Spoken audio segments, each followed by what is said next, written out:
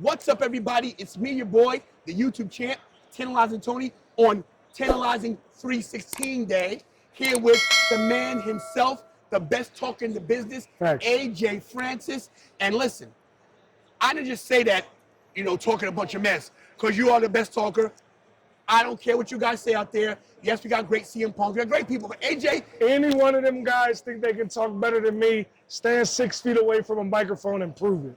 wow. Any one of them guys, I don't give a damn who you are. Wow. On any show, any day of the week.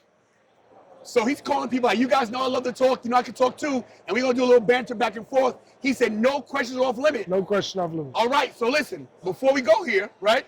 I don't want to hear nothing down the road that somebody called you, I said the wrong thing, right? We good? Man, I don't care. As my daddy used to say, if you can't beat me up, I don't care what you think. Because I don't sign on NDAs. Yeah, I feel right, you. know what I'm saying? Yeah, me neither. Respect, right? Never had to. Me neither. Facts. So, let's talk about it, man.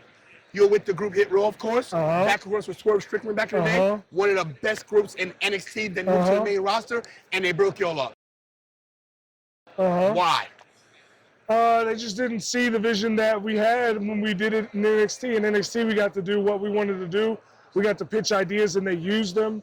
When we pitched ideas on SmackDown and they used them, it worked. The idea of me doing diss songs, it took a year for them to finally listen to it. I put out a diss song about the OC. It got 1 million views in 8 hours the same day. We had a match with them. The match was great. AJ Styles gives me a phenomenal forearm at the end. The crowd's going crazy, exactly what you want, and then we did nothing with it ever again. It seemed like they have a lot of time, like a lot of stop, start with you guys. And I couldn't understand because being a faction, an African-American faction, you want that. You had the Nation of Domination, you had the New Day, now you got the Street Profits. But to me, your group was so diverse in aspects of how different you were. Swerve was one way, Ashanti another way, B-Fab, and you the big man. It was a different kind of a faction. Yeah. So it's weird because you have 4 corners, like the pillars, like they say in the other company. You have pillars like yourself, and I don't get it. It's weird to me to see that you being the best talker, and that says a lot when you got someone like Swerve who has such a grasp on the crowd, you know what I mean? Think about it like this. How many now different factions are there with 3 dudes and a girl? Who was doing that before Hit Row? That's true. That's true. Judgment Day, LWO, the new Legato. Right. Who else? You name a few, and that's true. Yeah. Where you guys did do it first, because having a woman in there that could actually have a stage presence and could move, and she's believability is a big thing with B-Fab. When B-Fab got fired first, before the rest of us, I went and stood up for her to Vince and John Laurinaitis, and I told them that they made a mistake. And that was probably my undoing of standing up to them. You know how it is. You're not supposed to do that. You're just supposed to take your paycheck and shake hands. But I didn't get into wrestling for the money. And B-Fab, she was an integral part of what we did at Hit Row. Clearly, I was right because she's there now and I'm not. She's in a more prominent position than anybody else that ever came out of Hit Row in WWE. So, clearly I was right. And, I would do it again. How does it feel? I'm going to follow up on that because that just hit me. How does it feel knowing you were right? And then they use her the way she should have been used, and then you're not there. Does it hurt? No. My thing is, I told Hunter when he hit me up to come back to WWE the last time that I didn't want to come back if I wasn't coming back with B-Fab and Adonis. I told him that. I want my people to win. I want my people to succeed. B-Fab's success is my success. Adonis' success is my success. The fact that people think that the problem with this business is people are so selfish in this business that they don't appreciate when their friends get on. They don't appreciate when their own family members get on. It's all about them. I don't need the money. I don't need to be on SmackDown. As I've proven, I can be on TNA and be the talk of the town.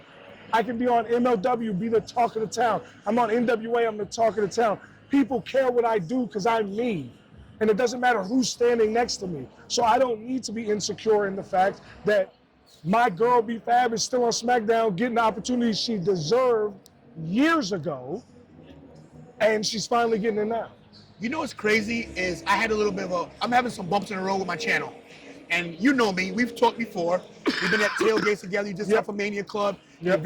You're very. And I'll be at Mania Club again this year. And you'll see me there. You're very charitable. We did some stuff with charity, with Connor's Cure, which is great. Not a lot of people do that. Yeah. And you said something that just resonated with me because I'm not where you are in the business. I've been in the business longer than you since 1993. I'm a stop starter.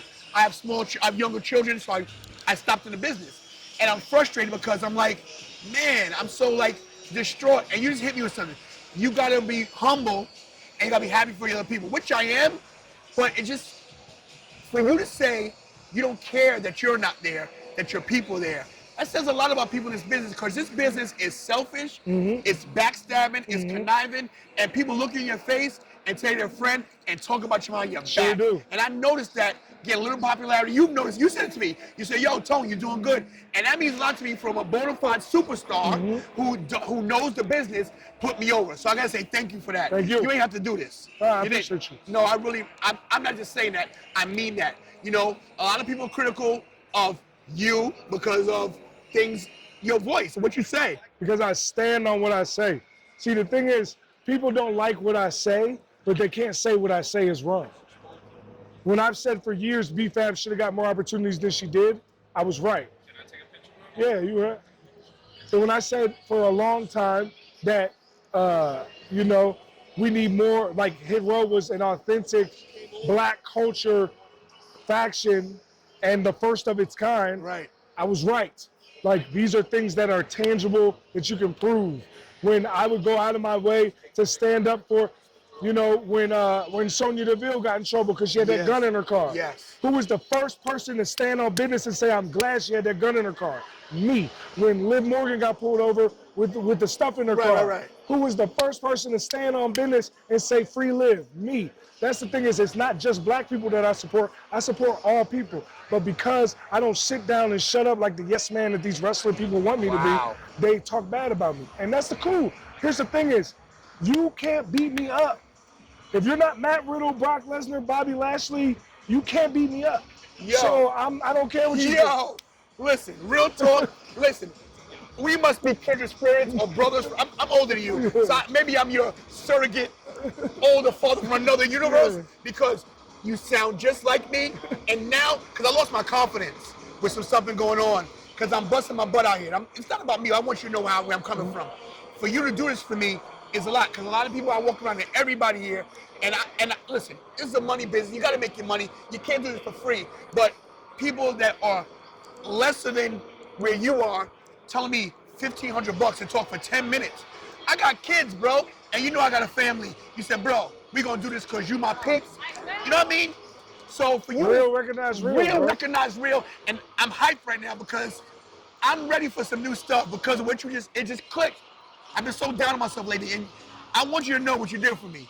You really put me over to the point where, man, I gotta stop crying because can't nobody beat me. All you guys out there talking out there. Yeah. All you podcasters that see me at the club Talk your shit. and badmouth me. Yo, AJ Francis says I'm over, so it means I'm over. Because you can't beat me. Now, I'm hyped right now. Not really, I mean, you got me. This is not scripted. Yo, so what are you doing right now, man? Everything, man. I'm hyped. TNA, MLW, NWA, I'm everywhere, man. You having fun? I'm having a great time. And my favorite thing is that people are listening to my ideas. So it's like, Hit Row was 100% my idea. Man. I was doing The Row on the Indies before I got to WWE, True and it story. became Hit Row. True story. The hip hop record label faction, I was doing that before I got to WWE. I was writing the promos, I wrote the song. Like, Who did the logo? I love that logo. Hit The Row. logo I was love done that. by WWE. I love that kid BFAB live. actually picked out the logo that they Did she? And you can tell there's a little flavor to it. Yeah, so yeah, I'm sure BFAB she do did it. that. But like, you know what I'm saying? Like, I have done, Hit Row was my brainchild. So like, I took it personally when they would have us, you know, the things that we would do. So like, for people to, you know, like the last year we was in Hit Row, you know, the product really was just bastardized from what I wanted to do. But it was my role. Right. I don't have a problem playing my role. Right. You know what I'm saying? Like, I'll play my role. I played line in the NFL. Like, would I have loved to have been a quarterback for sure, but that wasn't my role. Right. Right? So I was a fullback. I gotta open that hole, open that one hole. You know what I'm saying? Know your role. No role. Right. But like, I have no problem knowing my role. But at the end of the day, it's like, I'm not a backup. I'm a star. I'm a star player. These dudes can't talk with me. Wow. Period. I don't care who you are. You're not going to elicit the reaction. And I don't care who you are. Okay, yeah, Roman Reigns can, because Roman Reigns can literally raise his finger in the air, right, and everybody loses their mind. Right. But if you're not that upper echelon, right, and you're supposed to do it right here, you're not finna do nothing with me. On the fly. Especially on the fly. That's what, let me tell you, I get a lot of flack for this because, and you see I could talk, right? I'm a good talker. And we're not going to ask for a rating, a Tantalizing 10 rating yet, but we're going to get that later, at the end of the show. I love to talk, as you can tell. I talk possibly in people's face and don't care. I wipe the lip and keep it moving. You know what I'm saying? Look, we all sprint, we talk, bro, you know how we do. But the thing is this, if you can't talk, it means you got nothing in your brain and you got nothing to back it up. Your strength comes from here, comes from here, comes from here. Am I wrong? You're right. So when he says he's the best talker, you guys know I could talk, and I'm giving him, I might be giving the props. He got the props. The title might be his. I might have to give it to him. You know, speaking of giving him a title, what's your aspirations? Where you want to get? Or you just having fun? What do you want to? I would love to get the Digital Media Championship in TNA. Oh. I think I've been the Digital Media Champion in wrestling since I debuted. Oh. The Digital Media Championship. Yeah, I was. Who has it right now? Right now, Crazy Steve has it. Crazy Steve has it. You know, and I think that I've been the Digital Media Champion in wrestling for years. I'm a clout chaser. I ain't gonna lie. It's the way you do it, though. I'm not thirsty. I'm hungry. I love that. You know what I'm saying? I love that. I got words, too. I love that. I got verbiage. I love that. I'm learning from you, though. Hey, I'm older than you, but you schooling me. Hey. Bro, listen. If we can ever do anything together in the ring, you kick my butt in 12 seconds. I'm 55. I get the early run special at Denny's, bro. I get the half price. Come with me, bro. You get half price at Denny's. I got you. You know what I'm saying? But listen, I see you in the ring with a lot of people. I'm going to ask you something now. Now, guys, pay attention. The botch. There's absolutely no way! You gotta be kidding me! Now, wait. Here's the thing. I'm going to say this. You tell me if I'm wrong. You stop me. 3/4 of the people watching the show have never laced boots, have never stepped in the ring. I've wrestled since 1993. At 55 years old, I'm making a comeback. How do you call something a botch that's live? This gentleman jumped out the ring. How much you weigh? 330. 330. Some of you weigh 550 eating cupcakes on the couch right now, talking about he botched. Guess what? He flipped over, still laying on his feet. Who does that? A cat. 9 lives. Stop talking this crap about botching when you never stepped in the ring. Not to mention, the only reason that happened is because I had diabetes and I didn't know it. Wow. Literally lost the strength of my legs. See? Now you feel stupid. Here's the thing, but it's on top of that, it's like, that aside, I had done it like 10 times before that. You know, my thing is this, is like, the reason why people harp on that so much is because they don't have nothing else. Like, that was over a year ago and people still use that as a punchline because they can't talk about the fact that I played 6 years in the NFL because their bum ass couldn't start on JV. Oh! They can't talk about the fact that I was in WWE because the only time they've ever done anything in a high school gym is wrestle. They couldn't play basketball in a high school gym when they were in high school, okay? That's why they talk about the things they talk about. I'm getting $1 million championship made because I made millions of dollars before I got to wrestling. How many wrestlers can say that? Not too many. Yeah, so not too many. My thing is, I don't give a damn what these people say. You wanna know why? Because I'm one of one. Ain't never been one like me before, and there won't be another when I'm done. Facts. Wow, it's crazy because look, I tell the truth. And you know me, on this channel, guys, you guys watch me Monday, Wednesday, Friday, I tell the truth. When Hit Row first came, I was like, oh man, I hope they not do another black faction where they acting all hood, because you know how they can stereotype you. I'm really from the hood though. But so am I. But my point was, I didn't want somebody unauthentic coming in. When I heard your talk, I was like, well, gangster time. Hope they ain't got no weapons on them because they can pull over the minute they leave the arena. Because I couldn't believe it. I was like, yo, these guys are real. And I loved it. And when you had I guess you call it a mishap, but I don't even know if you call it a mishap. Just to still stay in character, you know, and still play to the crowd, you care about the fans more than you care about your body. And now you guys should be ashamed of yourself about saying, oh, AJ bot. Who doesn't bot? Who doesn't make a mistake? You made a mistake with your life. Some people did, and you can't even come back from it. Your daddy botched the pull out. Your daddy He did. Look, we got to get out of here. I want to say thank you so much. Thank you, brother. You have no idea. I've had a lot of interviews. I've interviewed a lot of people. This is my favorite. And I won't just say it because you're here, but you could whip my butt because you're big as hell. And I don't run that fast anymore. I weigh 240, but this knee ain't doing nothing, bro. But look, one day me and you, one-on-one promo battle. I know I can't win, but I'm going to take you to the... Put that title on the line. What? Put the title on So the wait, line. you want to go one-on-one with Tantalizing one? Yeah. It's 316 day. You sure you want some of this? Yeah, I do. I know you're bigger than me. I think I can whip 316, 24/7, 365. Wow. Well, guess what? I'm 25'8", 367 and a half, Okay. and I weigh 240.3 kilograms. So there we go with that. We'll go back and forth all day long. What size you wear? 16. Guess what? I've had a size 16 on my ass before, so it's okay. I'm not afraid. Guess what? It's called Hey, you're not eccentric. supposed to say that in front of your daughter. Who cares? She knows I got my butt beat before. It's not how many times you get beat up, how many times you get up, Yeah, right? right. Am I right? Absolutely. Guys, AJ Francis, he will be digital media champion. He gets a shot. You want a shot? Yeah. So we gonna make the match? Make the match. Robert Franklin, make the match.